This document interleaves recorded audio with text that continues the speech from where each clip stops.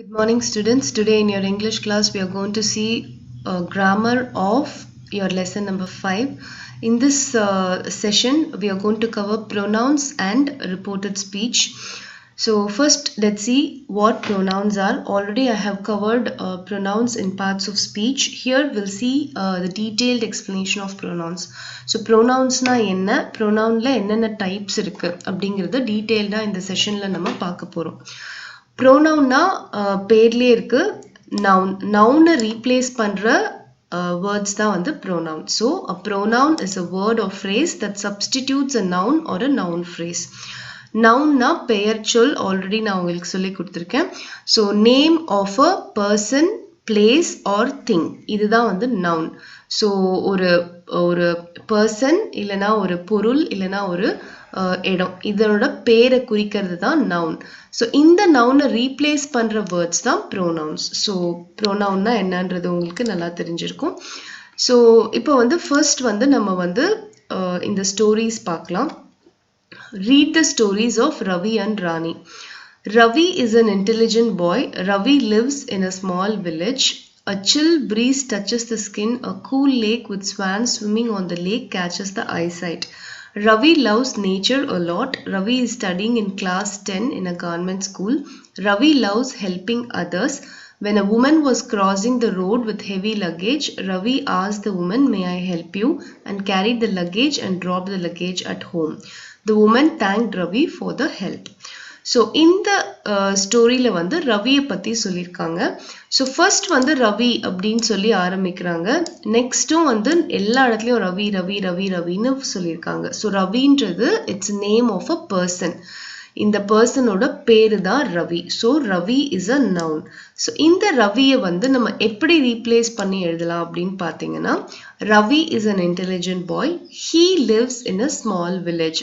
So மேலாக இருந்தால் he use பண்ணுறோம், ஃபீமேலாக இருந்தால் ஷீ யூஸ் பண்ணுறோம். ரெண்டுமே இல்லாமல் பொதுவான விலங்கு அது மாதிரி இருக்கும்போது பொருள் விலங்கு இதுக்கெல்லாம் இட் யூஸ் பண்ணுறோம். ஸோ இந்த ஹீ ஷீ இட் இதுதான் வந்து ப்ரோனவுன். ஸோ இந்த பேசேஜில் வந்து பார்த்தீங்கன்னா ரவி இருக்கிற இடத்துல எல்லாமே வந்து நீங்கள் ரவியை ரீப்ளேஸ் பண்ணிட்டு ஹீ போடலாம், எக்ஸெப்ட் இந்த ஃபர்ஸ்ட் லைன். ஃபர்ஸ்ட் லைனில் இன்ட்ரடக்ஷன் போது மட்டும் நம்ம பேர் யூஸ் பண்ணோம். அதுக்கப்புறம் எங்கெல்லாம் ரவி ரிப்பீட் ஆகுதோ அந்த இடத்துலலாம் நம்ம ஹீ யூஸ் பண்ணோம். ஸோ அதுதான் வந்து ப்ரோனவுன். நெக்ஸ்ட் வந்து ராணி. ராணி பற்றி அதே மாதிரி ஒரு ஸ்டோரி கொடுத்துருக்காங்க பாருங்க.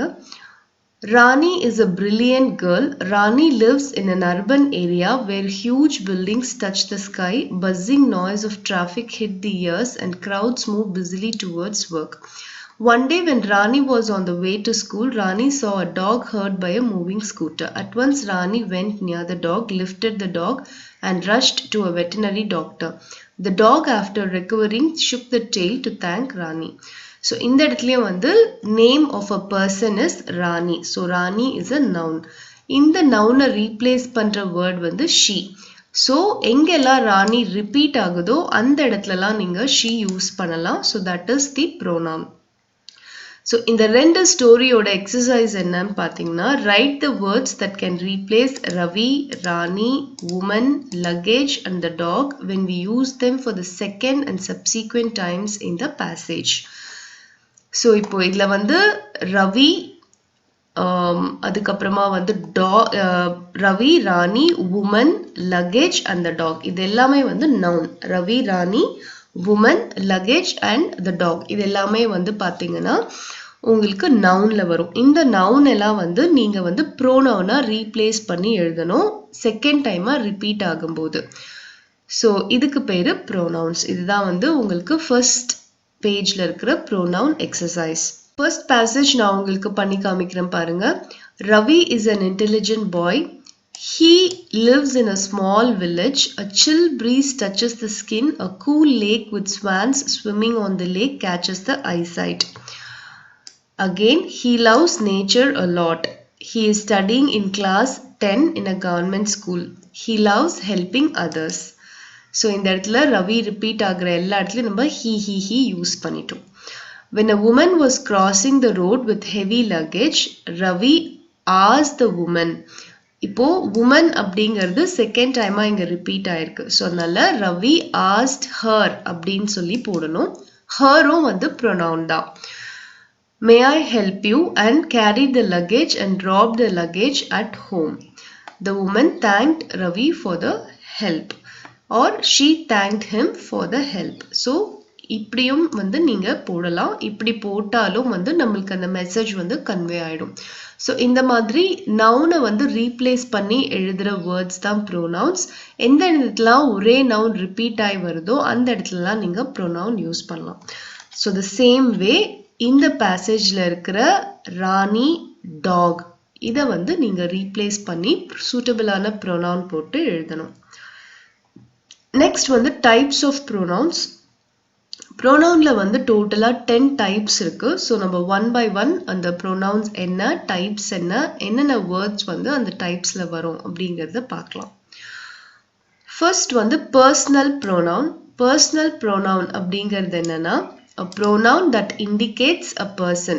இப்போ நம்ம சொன்னோம் இல்லையா, he, she, it, we, you, they, இது எல்லாமே வந்து உங்களுக்கு வந்து பர்சனல் ப்ரோனவுன் தான். அதாவது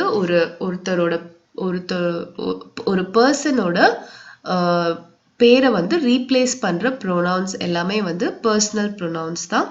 ஸோ மேலாக இருந்தால் he யூஸ் பண்ணோம், ஃபீமேலாக இருந்தால் she யூஸ் பண்ணோம், பொதுவான ஒரு விலங்கு இல்லை பொருளாக இருந்தால் it யூஸ் பண்ணோம்.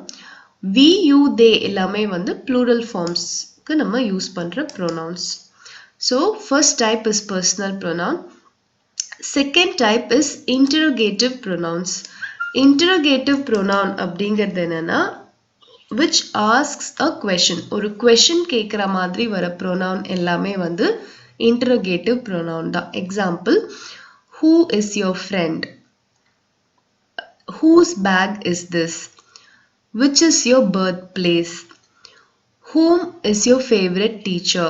ஸோ இது எல்லாமே வந்து பார்த்தீங்கன்னா உங்களுக்கு இன்டரோகேட்டிவ் ப்ரோனவுன்ஸ். ஸோ கொஷின் கேட்குறோம் இல்லையா, நம்ம யாரை பற்றியோ ஒரு கொஷின் கேட்குறோம், which, who, whom, whose use பண்ணி. ஸோ இது எல்லாமே வந்து இன்டரோகேட்டிவ் ப்ரோனவுன்ஸ். தேர்ட் வந்து பார்த்தீங்கன்னா டிஸ்ட்ரிபியூட்டிவ் ப்ரோனவுன்ஸ். டிஸ்ட்ரிபியூட்டிவ் ப்ரோனவுன்ஸ் அப்படின்றது என்னன்னா ஒரு குரூப்லேயோ ஒரு பேர்லேயோ வந்து ப்ரோனவுன் வந்து டிஸ்ட்ரிபியூட் ஆகி வர்றது. Example, each, every, either, neither, anyone, none. So இது எல்லாமே வந்து பார்த்தீங்கன்னா உங்களுக்கு டிஸ்ட்ரிபியூட்டிவ் ப்ரோனவுன்ஸ் தான். So every girl in this class is wearing a red dress. each of my friend is good. So அந்த மாதிரி இவர each, every, either, neither, anyone, none இது எல்லாமே வந்து distributive pronouns. Next fourth one வந்து reflexive pronouns. Reflexive pronouns அப்படிங்கிறது என்னன்னா it reflects the action towards the subject used after the verb. அதாவது she cut the cake by herself. So she ஓட reflexive pronoun வந்து herself.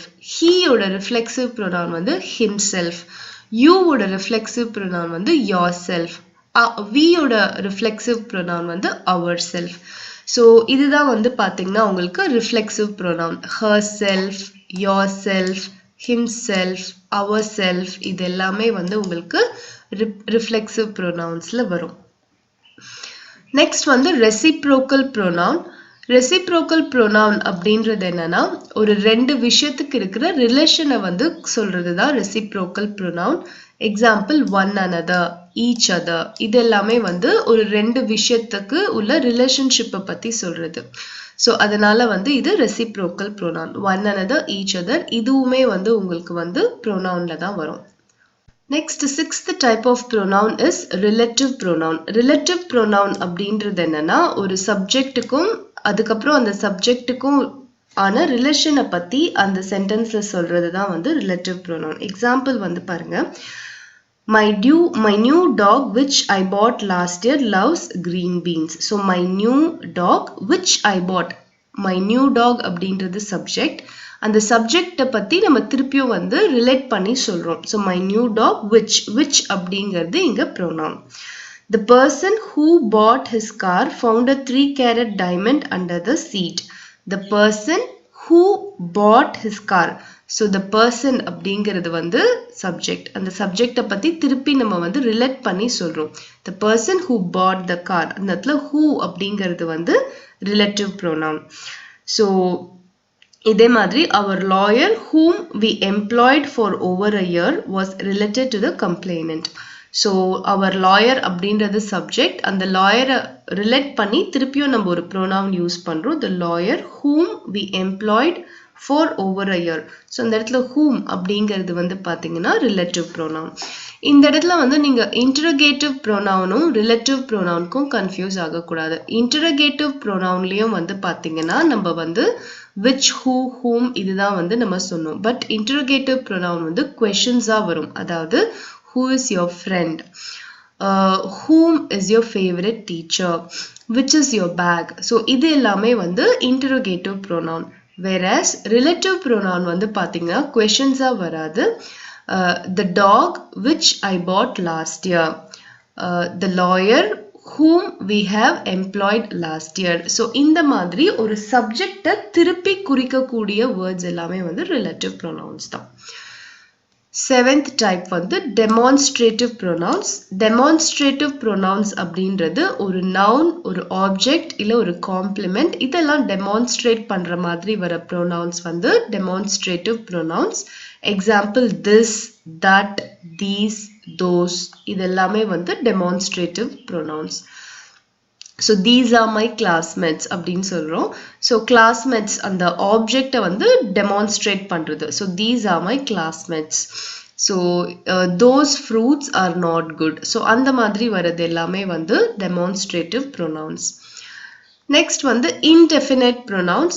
Indefinite pronounsனா எதை பத்தி நம்ம சொல்றோம் அப்படின்றதே வந்து நமக்கு தெரியாது. பொதுவா நம்ம சொல்றது எல்லாமே வந்து indefinite pronouns. Example வந்து all, some, one, many, few, somebody, nobody இது எல்லாமே வந்து பாத்தீங்கன்னா உங்களுக்கு indefinite pronounsல வரும். Next வந்து emphatic pronouns. Emphatic pronouns அப்படின்றது என்னன்னா they are used for emphasis before the verb. ஒரு verbுக்கு முன்னாடி வர pronoun, அந்த pronouns வந்து ஒரு விஷயத்தை emphasize பண்ற மாதிரி வரும். அது எல்லாமே வந்து emphatic pronouns தான். Emphatic pronounல வந்து myself, himself, herself இது எல்லாமே வரும். இந்த இடத்துல வந்து reflexive pronounsலயே வந்து herself, yourself, himself, ourself இது எல்லாமே வரும். But emphatic pronounலயும் myself, himself, herself இது எல்லாமே வரும். பட் என்ன டிஃபரன்ஸ் அப்படின்னு கேட்டிங்கன்னா emphatic pronoun வந்து verbுக்கு முன்னால வரும். அதாவது the queen herself attended the party, she herself cut the cake. இதெல்லாமே வந்து உங்களுக்கு வந்து emphatic pronouns. She will do it herself. So அதாவது அவங்களே அதை பண்ணுவாங்க, அவங்களே அதை அட்டென்ட் பண்ணாங்க, அவங்களே இங்க போனாங்க, அவங்களே இது செஞ்சாங்க. I heard the lie myself. So இது எல்லாமே வந்து பாத்தீங்கன்னா emphatic pronouns. Reflexive pronouns வந்து பாத்தீங்கன்னா உங்களுக்கு வந்து இது வந்து பாத்தீங்கன்னா subject reflect பண்ற மாதிரி வரும். So இது எல்லாமே வந்து reflexive pronouns. So sentence படிக்க படிக்க உங்களுக்கு difference வந்து புரியும். Next last type of pronoun வந்து பாத்தீங்கன்னா உங்களுக்கு exclamatory pronoun. Exclamatory pronoun வந்து பாத்தீங்கன்னா ஒரு ஆச்சரியத்தை வந்து வெளிப்படுத்துற மாதிரி சென்டென்ஸ்ல வர pronoun வந்து exclamatory pronoun. ஆச்சரியம் அதாவது சர்ப்ரைஸோ இல்ல சடன் ஃபீலிங்கோ எக்ஸ்பிளைன் பண்ற மாதிரி வர்றது exclamatory pronoun. What a woman she is. So அந்த woman வந்து எவ்வளோ நல்லவங்க அப்படின்னு சொல்றது தான். ஸோ ஒரு சடன் ஃபீலிங்கையோ இல்லை சர்ப்ரைஸையோ எக்ஸ்பிரஸ் பண்ற மாதிரி வர்றது எல்லாமே வந்து எக்ஸ்கிளமேட்டரி ப்ரொனவுன். வாட் வந்து மோஸ்ட்லி வரும். ஸோ இப்போ நம்ம வந்து ப்ரொனவுன்ஸ் பார்த்தோம், ப்ரொனவுன்ஸோட வேரியஸ் டைப்ஸ் பார்த்தோம். டோட்டலாக 10 டைப்ஸ் ஆஃப் ப்ரொனவுன்ஸ் இருக்கு. ஸோ இந்த டைப்ஸ் எல்லாம் நீங்க ஞாபகம் வச்சுக்கணுன்ற அவசியம் இல்லை. எங்கெங்கே எந்தெந்த ப்ரொனவுன் வந்து யூஸ் பண்ணணும் அப்படின்ற அந்த அண்டர்ஸ்டாண்டிங் இருந்தாலே போதும். ஸோ நம்ம இப்போ வந்து எக்ஸசைசஸ் வந்து சால்வ் பண்ணலாம். அதுலேருந்தே வந்து உங்களுக்கு நல்லாவே புரியும். So fill in the gaps with personal pronouns. So personal pronounsனா he, she, it, you, they இதெல்லாமே personal pronouns தான். ஸோ இப்போ பார்க்கலாம். Kumaravel lives in Thiruvannamalai. So Kumaravela திருப்பி repeat பண்ற மாதிரி இருக்கு. So அதனால he யூஸ் பண்ணோம். He is a doctor. All the people like him. இந்த இடத்துல வந்து him ன்னு வரணும் because அவரை பத்தி குறிப்பிடும் போது him. Him is a personal pronoun.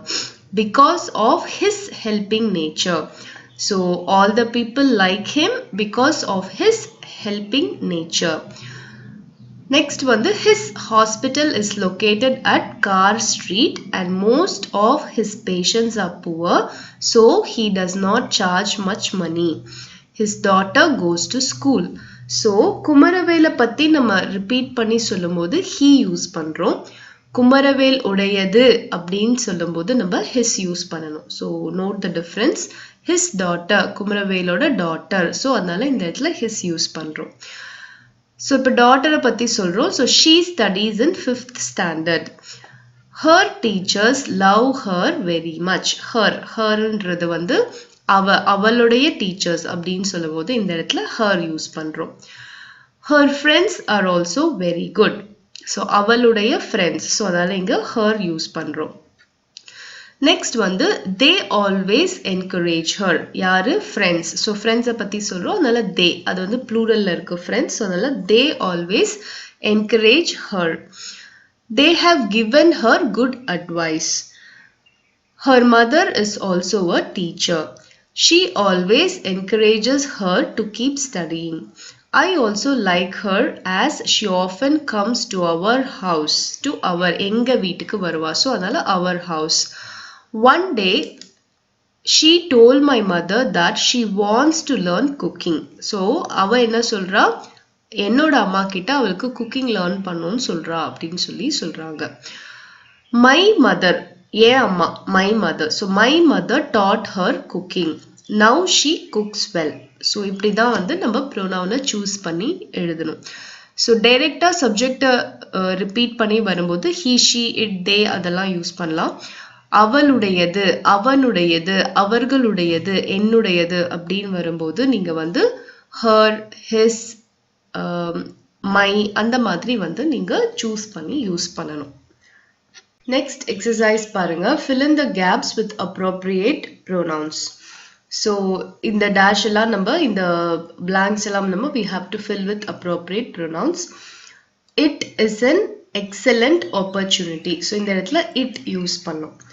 Next, one of these two students can solve this question.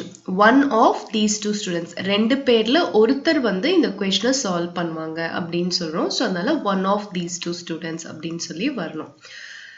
Next, these books have been written by a great Indian writer. இந்த books எல்லாம் வந்து எழுதினது ஒரு பெரிய இந்தியன் ரைட்டர் அப்படின்னு சொல்றோம். So அதனால these, T-H-E-S-E, these use பண்ணணும். Next, you have come to know the truth or they have come to know the truth அப்படின்னு சொல்லி யூஸ் பண்ணணும். Next வந்து some of the students have passed the exam. So exam வந்து சில students வந்து pass பண்ணிட்டாங்க. Next வந்து few of your friends can guide you. உன்னோட friendsல சில பேர் உன்னை guide பண்ணலாம். இல்ல all of your friends can guide you அப்படின்னு எழுதலாம். Next வந்து this is your story based on your real life. T-H-I-S. This use பண்ணணும். All your friends will guide you. You எழுதணும் இங்க. Next வந்து பாத்தீங்கன்னா dash of his family members would come to visit you. So many of his family members would come to visit you அப்படின்னு சொல்லி எழுதணும். Dash of those books will be helpful to you. Some of those books will be helpful to you அப்படின்னு எழுதலாம். Next வந்து this is your bag, you can take it anytime. Next வந்து பாத்தீங்கன்னா he dash is responsible for the downfall of his life. இந்த இடத்துல என்ன வரணும்னா he himself is responsible for the downfall of his life. இது வந்து this is an example of இந்த இடத்துல நம்ம படிச்சோம் இல்லையா emphatic pronoun. அதாவது ஒரு சப்ஜெக்டையே வந்து திருப்பி emphasize பண்ற pronoun தான் அந்த emphatic pronoun. பொதுவாவே verb க்கு முன்னாடி வரும். So he himself அவனே தான் அவனோட வாழ்க்கையோட தோல்விக்கு வந்து காரணம். ஸோ அந்த சப்ஜெக்டே திருப்பி எம்ஃபசைஸ் பண்ணி வர pronoun emphatic pronoun. So he himself is responsible for the downfall of his life.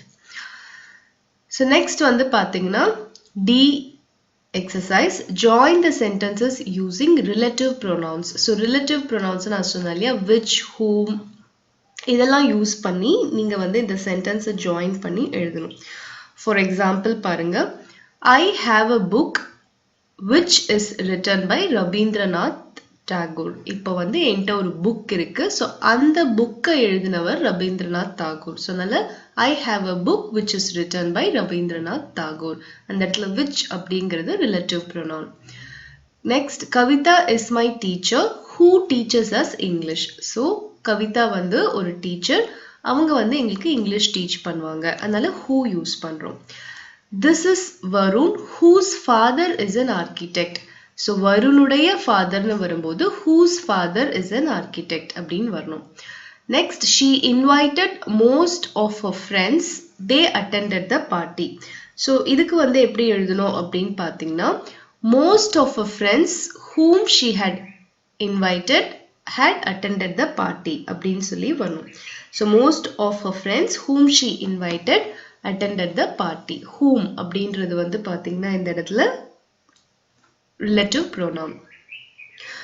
Give me a pen to write a letter. It was gifted to you on your birthday. Give me a pen which was gifted to you on your birthday to write a letter. Which was, which அப்படிங்கிறது வந்து இந்த இடத்துல relative pronoun.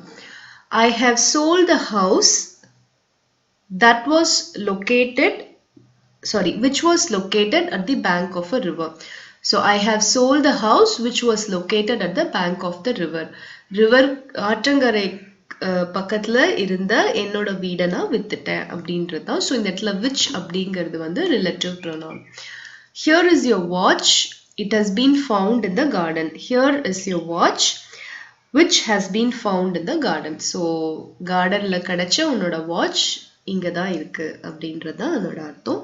So இதுதான் வந்து relative pronoun. which, whom, whose, இது எல்லாமே வந்து நம்ம வந்து who, இது எல்லாமே ரிலேட்டிவ் ப்ரோனவுன். ஸோ அதை யூஸ் பண்ணி சென்டென்ஸ் எப்படி ஜாயின் பண்ணி எழுதுறது அப்படின்னு சொல்லி நம்ம பார்த்தோம்.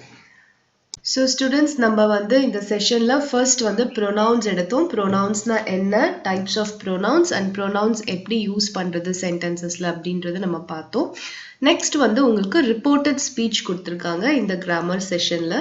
ரிப்போர்ட்டட் ஸ்பீச் அப்படின்றது வந்து பார்த்தீங்கன்னா there are two main types of speech. நம்ம பேசுற அந்த பேச்சு வந்து ரெண்டு விதமா இருக்கு. ஒன்னு வந்து டைரக்ட் ஸ்பீச், இன்னொன்னு வந்து இன்டைரக்ட் ஆர் ரிப்போர்ட்டட் ஸ்பீச் அப்படின்னு சொல்லி சொல்றோம்.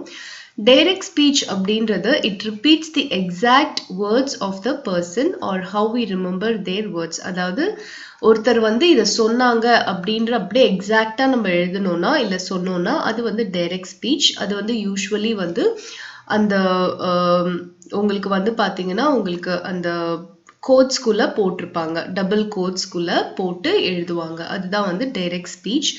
But reported speech R indirect speech அப்படிங்கிறது என்னன்னா, அவன் வந்து இதை சொன்னா, அவ வந்து இதை சொன்னா, அம்மா இதை சொன்னாங்க, அப்பா இதை சொன்னாங்க அப்படின்னு சொல்லி அவங்க சொன்னதை நம்ம திருப்பி சொல்றோம் இல்லையா, அதுதான் வந்து indirect speech or reported speech அப்படின்னு சொல்லி சொல்றோம். இதுல வந்து நிறைய டைப்ஸ் இருக்கு. எந்தெந்த டைரக்ட் ஸ்பீச்சை எப்படி எப்படிலாம் இன்டைரக்ட் ஸ்பீச்சா மாத்தி சொல்லணும் அப்படின்றதுல நிறைய டைப்ஸ் இருக்கு. உங்களுக்கு வந்து இதுல வந்து ரொம்ப பேசிக்கான ஒரு டைப் தான் கொடுத்துருக்காங்க. அதாவது டைரக்ட் ஸ்பீச் வந்து எந்தெந்த இடத்துலலாம் வர டைரக்ட் ஸ்பீச் ஓட வேர்ப் ஃபார்ம்ஸ் மாறாம அப்படியே வரும் அப்படின்றத மட்டும்தான் நம்ம இந்த செஷன்ல பார்க்க போறோம்.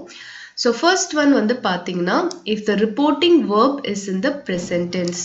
ஸோ ப்ரெசன்ட் டென்ஸ்ல வந்து ஒரு ரிப்போர்ட்டிங் வேர்ப் இருந்ததுன்னா அதை வந்து அப்படியே மாத்தாம இன்டைரக்ட் ஸ்பீச்லயும் ப்ரெசன்ட் டென்ஸ்லயே எழுதணும். இதுதான் வந்து ரூல் நம்பர் 1.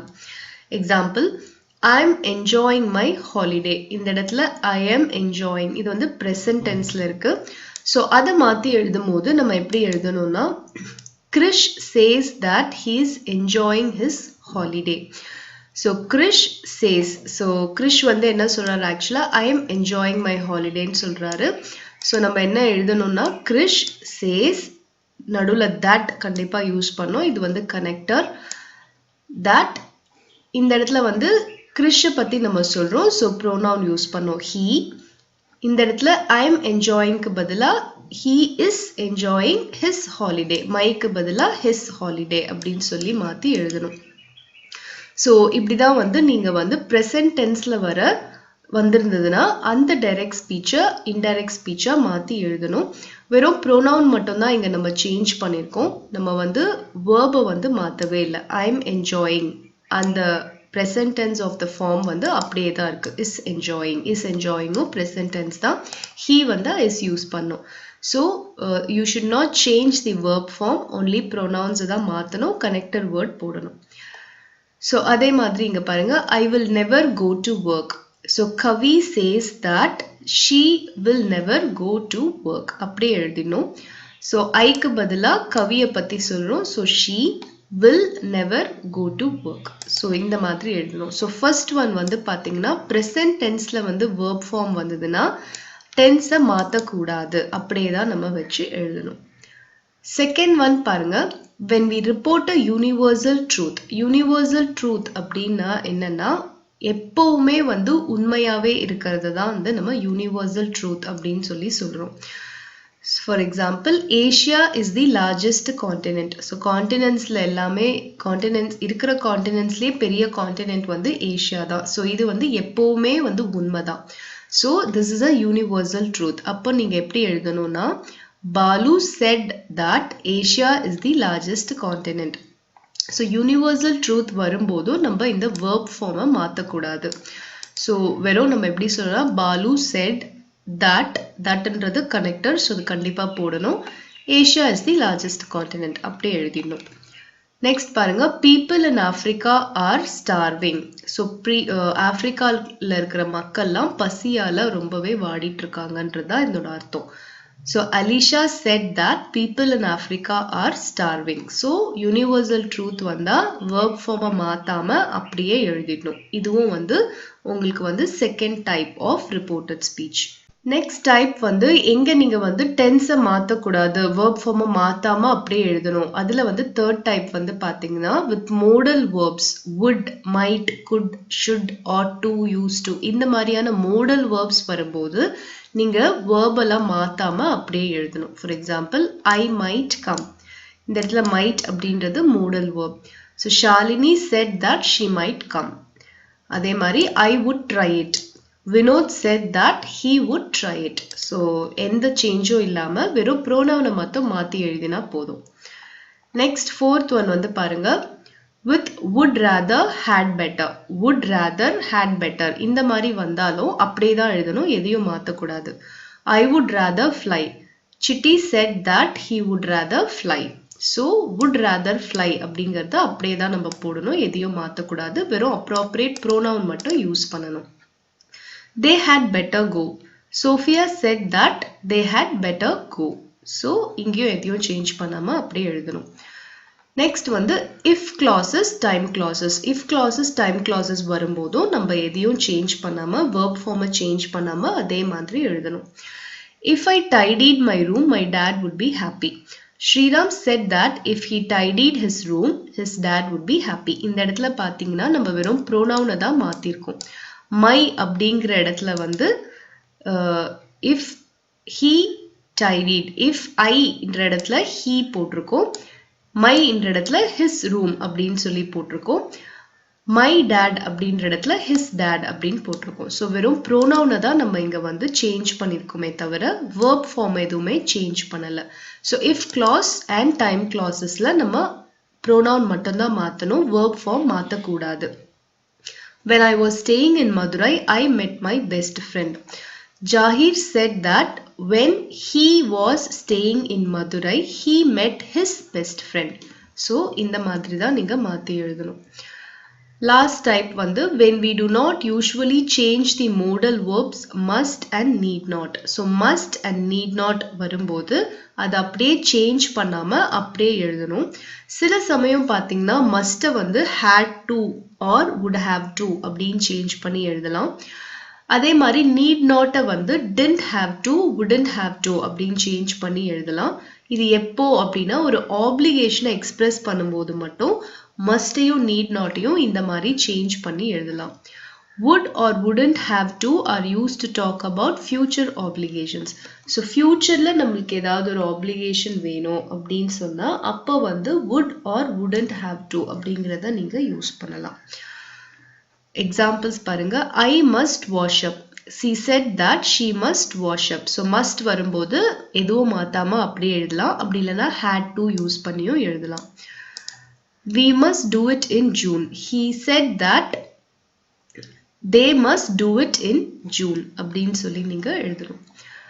ஸோ இது வந்து பார்த்தீங்கன்னா ஒரு டைரக்ட் ஸ்பீச்சை இன்டைரக்ட் ஸ்பீச்சை எப்படி மாற்றி எழுதுறது, அப்படி மாற்றி எழுதும் போது எந்தெந்த மாதிரியெல்லாம் வந்தால் வேர்ப் ஃபார்மை சேஞ்ச் பண்ணாமல் அப்படியே எழுதலாம் அப்படின்றதுல ஒரு 6 டைப்ஸ் நம்ம பார்த்தோம். ஃபர்ஸ்ட் வந்து ப்ரெசன்ட் வேர்ப்ஸ் வந்தால் நம்ம எதுவும் மாற்றாமல் அப்படியே எழுதணும். யூனிவர்சல் ட்ரூத் வந்தால் நம்ம வேர்ப் ஃபார்ம் மாற்றக்கூடாது. மோடல் வேர்ப்ஸ் வந்தாலும் மாற்றக்கூடாது. would rather had better வந்தாலும் மாற்றக்கூடாது. if clauses time clauses வந்தாலும் மாற்றக்கூடாது. must need not வந்தாலும் மாற்றாம அப்படியே எழுதணும். நெக்ஸ்ட் நம்ம எக்ஸசைஸ் பார்க்கலாம். இந்த இடத்துல வந்து பார்த்தீங்கன்னா read the following dialogue and report it. இந்த இடத்துல வந்து டயலாக் கொடுத்துருக்காங்க. இது வந்து டைரக்ட் ஸ்பீச். இந்த மாதிரி டபுள் கோட்ஸ்குள்ள வந்தாலே இது வந்து டைரக்ட் ஸ்பீச் தான். ஸோ இதில் வந்து ஜான்சன் அண்ட் சுகந்திக்கு நடுவில் நடக்கிற ஒரு டயலாக் கொடுத்துருக்காங்க. What are you doing here Suganthi? I haven't seen you since June. Suganthi சொல்கிறாங்க, I've just come back from my holiday in Ooty. Did you enjoy it? I love Ooty and the people were so friendly. Did you go to Coaker's walk? It was my first trip. I can show you some pictures. Are you doing anything tomorrow? I must arrange a couple of things, but I'm free tonight. You might come to my place. At what time shall we meet? I'll be there at 8. Is it all right? So இது வந்து Johnson சுகந்திக்கு நடுவுல நடக்கிற ஒரு conversation. It's a dialogue. So double கோட்ஸ்ல இருந்தாலே அது வந்து direct speech தான். இப்போ இந்த டைரக்ட் ஸ்பீச்சை நம்ம இன்டைரக்ட் ஸ்பீச்சா மாத்தி எழுத போறோம். ஸோ இதுல வந்து பாருங்க, first one, Johnson asked Suganthi. என்ன கேட்டாரு? What are you doing here அப்படின்னு கேட்கிறாரு. ஸோ அதை வந்து எப்படி மாத்தி எழுதணும்னா Johnson asked Suganthi what she was doing here. So நீ அங்கே என்ன பண்ணிட்டு இருந்த அப்படின்னு கேட்டாரு இல்லையா? ஸோ அதனால வாட் சுகந்திக்கு பதிலா ஷி, வாஸ் டூயிங் தேர், ஹியருக்கு பதிலா there. So Johnson asked Suganthi what she was doing there. And he said, இப்போ நம்ம வந்து டைரக்ட் ஸ்பீச்சை இன்டைரக்ட் ஸ்பீச்சா மாற்றும் போது உங்களுக்கே தெரியும் நம்ம எல்லாமே இங்க பாஸ்ட் டென்ஸ்ல எழுதிட்டு இருக்கோம். ஸோ அதனால verb forms எல்லாம் past tense தான் மாத்தி எழுதணும். And he said that he had not seen her since June. So இந்த இடத்துல என்ன சொன்னாரு? I haven't seen you since June இல்லையா? So Iக்கு பதிலா he, have not க்கு பதிலா had not, seen her, you க்கு பதிலா her, சுகந்தியை சொல்றாரு her since June அப்படின்னு சொல்லி எழுதணும். Suganti explained that she had just come back from her holiday in Ooty. Suganti said that I have just come, அதுக்கு பதிலா she have just come back from her holiday in Ooty. Johnson wondered if she had enjoyed it. So இந்த இடத்துல did you enjoy இருக்கு இல்லையா? அப்போ அதை மாத்திட்டு she had enjoyed அப்படின்னு சொல்லி எழுதணும். Johnson wondered if she had enjoyed it. Suganti told him that she loved Ooty and that the people were so friendly. So இந்த இடத்துல ஞாபகம் வச்சுக்கோங்க, எல்லா verb forms-யும் நம்ம past tense-ல மாத்தி எழுதுறோம். Because direct speech, indirect speech எழுதும் போது எப்பவுமே வந்து நம்ம tense மாத்தி தான் எழுதணும். அதாவது presentல இருந்தா அதை past tense தான் நம்ம மாத்தி எழுதணும். past tenseல இருந்தா சில இடத்துல நம்ம perfect tense யூஸ் பண்ணி எழுதணும். ஸோ இதனோட எக்ஸெப்ஷன்ஸ் தான், எந்த இடத்துல நம்ம மாத்தாம எழுதணும்ன்றது தான் அந்த 6 டைப்ஸை நம்ம பார்த்தோம். இதுல வந்து நம்ம present tenseல இருக்கிற இந்த டயலாக அப்படியே past tenseல மாத்தி எழுதிட்டு இருக்கோம். Johnson wanted to know if she had been to the Coker's walk. Johnson wanted to know, இந்த இடத்துல did you go to Coker's walk இருக்கு இல்லையா? ஸோ அதை மாத்தி if she had been to Coker's walk. Suganti said that it was her first trip and that she show him some pictures. So I can show you some pictures க்கு பதிலா she could show him some pictures அப்படினு சொல்லி போடணும். And then she asked him if he was doing anything the next day. Tomorrow வந்து the next day வா மாத்தி எழுதணும். So என்ன கேக்குறாங்க, and then she asked him if he was doing anything the next day. Are you doing a he was doing anything the next day அப்படினு சொல்லி மாத்தி எழுதணும். Johnson explained that he must arrange a couple of things. So இந்த இடத்துல must வரும்போது நம்ம எதுவும் மாத்தாம அப்படியே தான் எழுதணும். So Johnson explained that he must arrange a couple of things, but he added that he would be free at night. I am free அப்படின்றது future tense இல்லையா, tonight, இன்னைக்கு நைட்டு நான் ஃப்ரீயா இருப்பேன். So he would be free at night. So futureல வரும்போது would use பண்ணி எழுதணும். Suganti suggested that he might come to her place and asked him at what time he would be free. So Suganti வந்து என்ன சொல்றாங்க, you might come to my place அப்படின்னு சொல்லி சொல்றோம். might வரும்போது நம்ம எதுவும் மாத்தாம அப்படியே தான் எழுதணும்.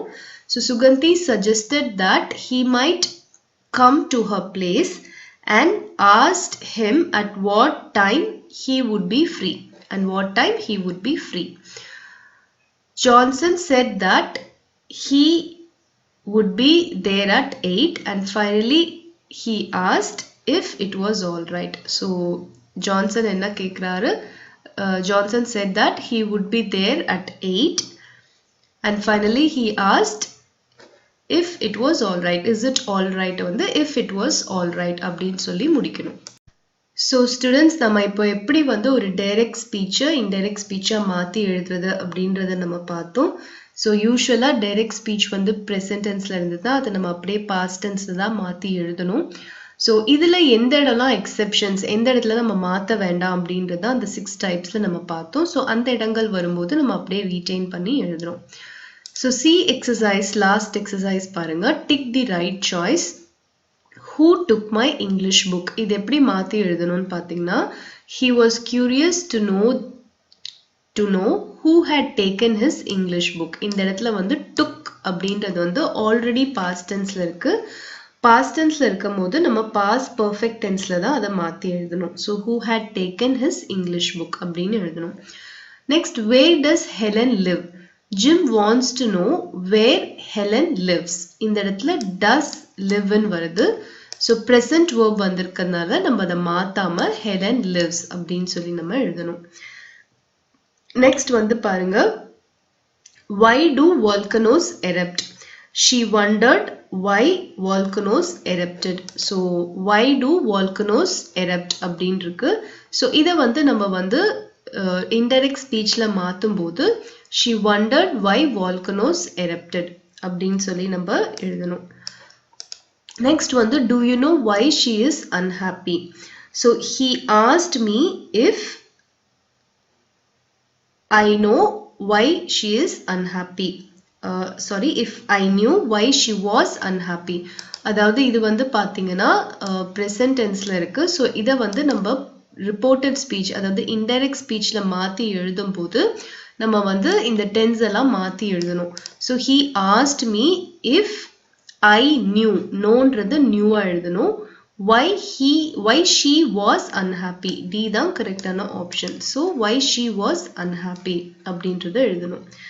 Next வந்து, how many photos have you got? He wants to know how many photos I have got. So இந்த இடத்துல வந்து present verb வந்திருக்கு. So அதனால how many photos I have got அப்படின்னு சொல்லி எழுதணும். So நல்லா ஞாபகம் வச்சுக்கோங்க, present verb வந்து present verb இருந்ததுன்னா நம்ம எதுவுமே மாத்த தேவையில்லை, அப்படியே எழுதிடலாம். ஆனா present tenseல வந்து direct speech வந்ததுன்னா அதை நம்ம மாத்தி எழுதும் போது past tenseல தான் எழுதணும்.